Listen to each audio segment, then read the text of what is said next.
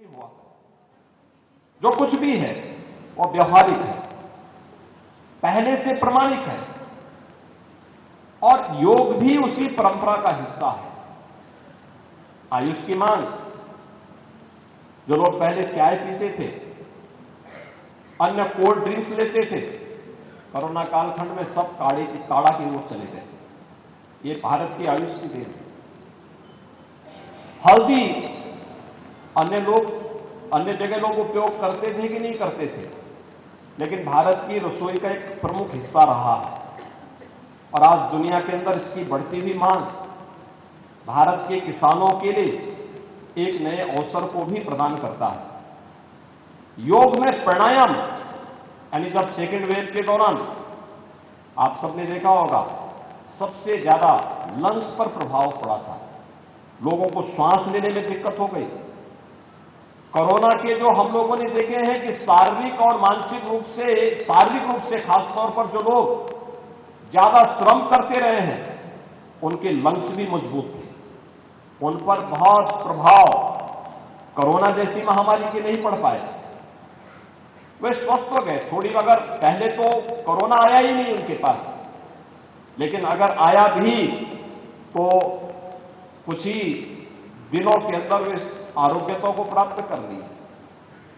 उनके बीच में मृत्यु दर न्यूनतम थी, लेकिन जो लोग शारीरिक श्रम या श्वास जैसी प्रक्रिया के साथ नहीं जुड़ पाए उन लोगों को दिक्कत हुई, बहुत कष्ट हुआ था।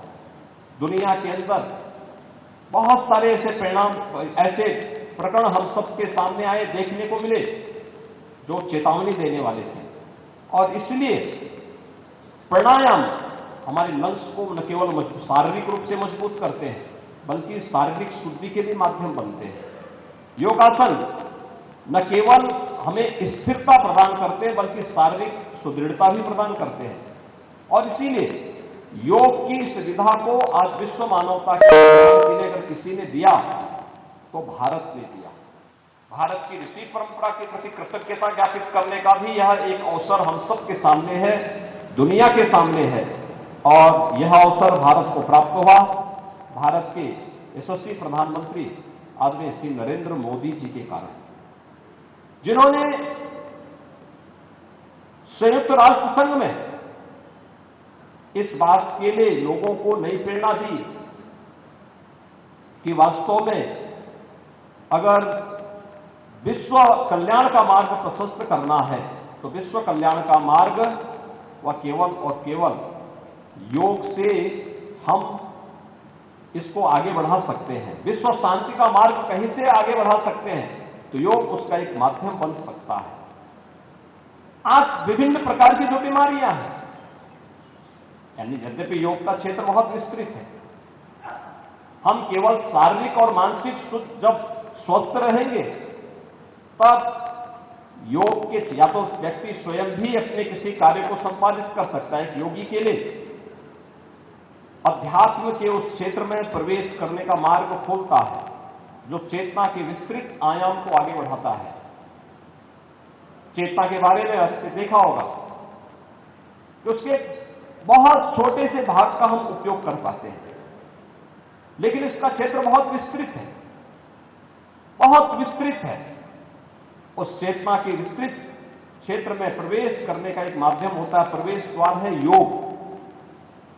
एक सामान्य सतग्रस्त के लिए, एक सामान्य नागरिक के लिए शारीरिक और मानसिक स्वस्थ होने का, आरोग्यता प्राप्त करने का माध्यम है योग। और योग की इस परंपरा के साथ आज दुनिया जुड़ती हुई दिखाई दे रही है।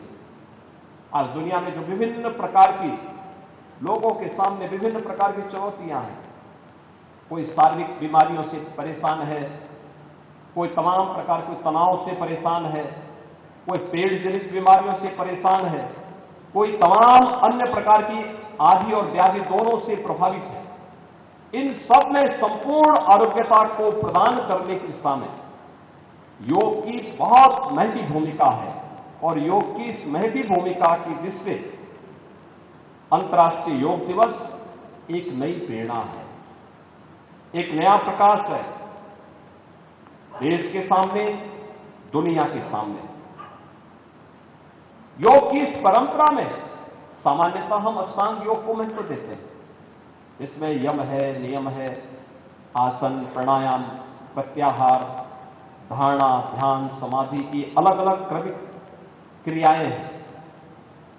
लेकिन एक सामान्य रूप से जब आप इसको अलग अलग विधाओं के माध्यम से देखते हैं, जो अलग अलग प्रकार की विधाएं हैं उनके माध्यम से आप देखते हैं, तो यह योग हम सबको शारीरिक और मानसिक शुद्धि का भी एक माध्यम प्रदान करता है।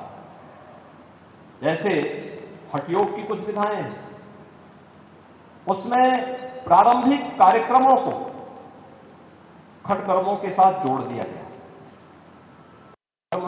धोती, बस्ती, नेति, नौली, त्राटक और कपालभाति जैसी क्रियाएं, यानी शारीरिक शुद्धि।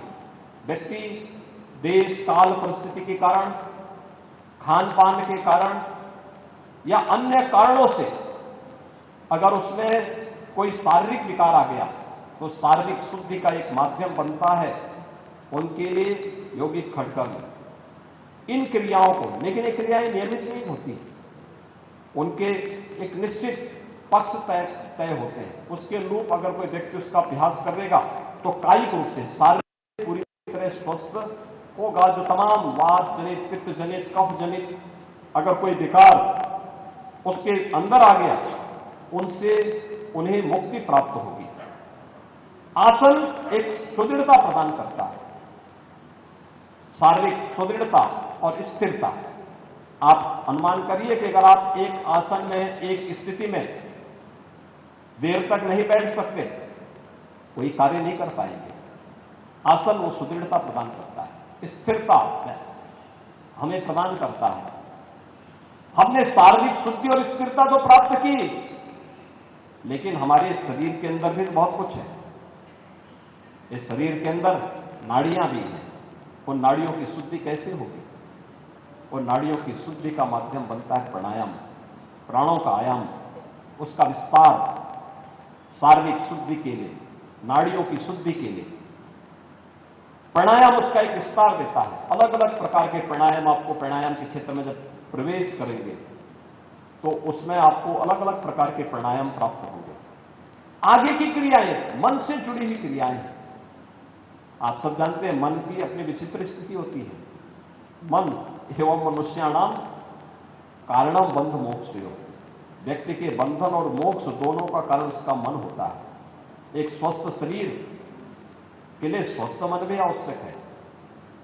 चंचल मन व्यक्ति को स्थिरता नहीं प्रदान करता है, चलायमान करता है और स्थिर हो जाता है व्यक्ति। मन को कंसंट्रेट न करने के कारण ही बहुत सारे लोगों में प्रतिभा होती है, लेकिन वह पारंगत नहीं हो पाते, अपने जीवन में सफलता के लक्ष्य को नहीं प्राप्त कर सकते। और इसीलिए मन की वृत्ति को, जो चंचल है, उसको नियंत्रित करने का माध्यम हमें योगासन देता है। योग हमें उस क्षेत्र में प्रवेश करने का एक माध्यम प्रदान करता है। और वह किस रूप में? आपने इस बात को देखा होगा। प्राणायाम नाड़ी शुद्धि का माध्यम तो बनता है, लेकिन साथ साथ हठयोग की जो विधा है वह आपको इस बात के साथ जोड़ती है कि मन को नियंत्रित करना सामान्यतः अत्यंत दुरूह कार्य है। ऐसा नहीं कि न कर सकते हो, लेकिन दुरूह कार्य है। लेकिन व्यक्ति के जीने के लिए प्राणायाम आवश्यक है, प्राण आवश्यक है, श्वास। और फिर श्वास को अगर आपने नियंत्रित करने का प्रयास किया, जो प्राणायाम के माध्यम से संभव है, इसमें अनेक क्रियाएं हैं। जिन क्रियाओं का हम, जैसे आप अगर नाथपंथ की परंपरा में देखें तो अजपा जप कह सकते हैं, बौद्ध परंपरा में विपश्यना कह सकते हैं, यानी अपनी श्वास पर ही ध्यान को केंद्रित करना। अगर हम उसको प्राणायाम के माध्यम से साध लें तो मन आपका नियंत्रित होता हुआ दिखाई देगा, चलायमान नहीं होगा और स्थिरता नहीं होगी।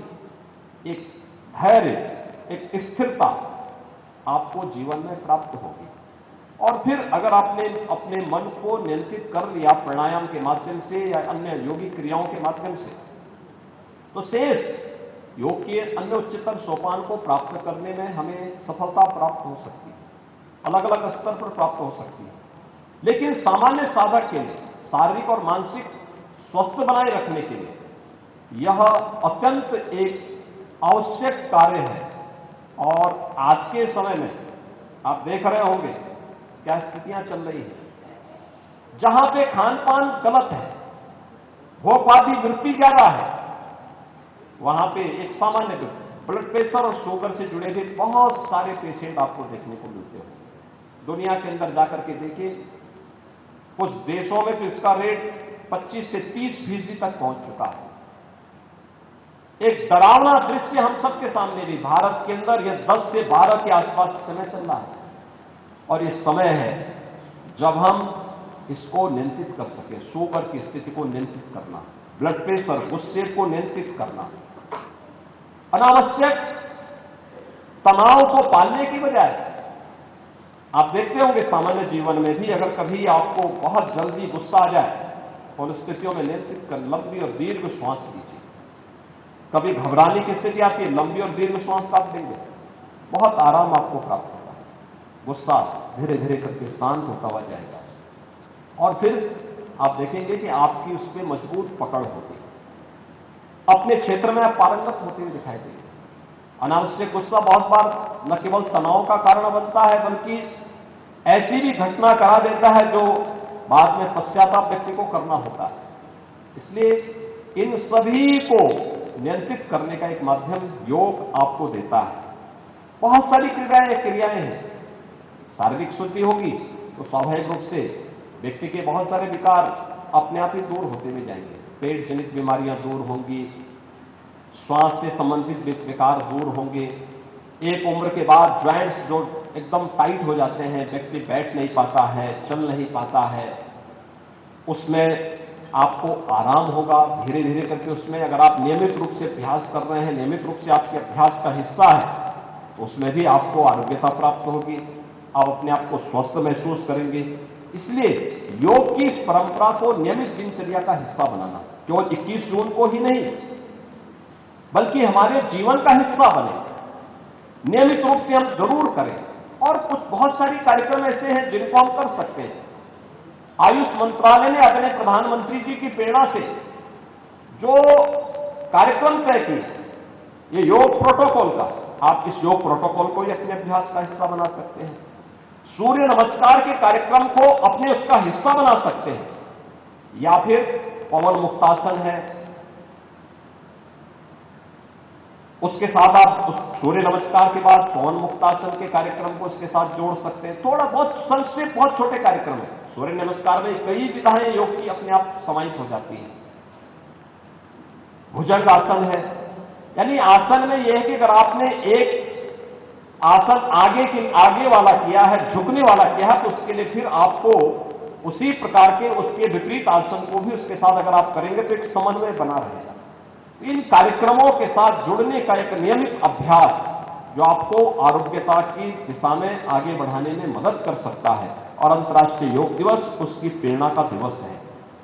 और इसीलिए जो नियमित रूप से योगाभ्यास करते हैं, उन सभी साधकों के लिए ही भारत की, हमारी शास्त्रों की परंपरा क्या कहती है, न तस्य रोगो न जरा न मृत्यु प्राप्तस्य योगाग्नि मयम शरीरम।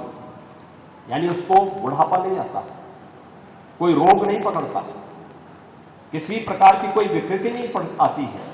यानी वह व्यक्ति अपनी असमय मृत्यु को भी नियंत्रित कर सकता है, जिसने अपने स्वयं के प्रयास से योगाग्निमय शरीर प्राप्त किया है।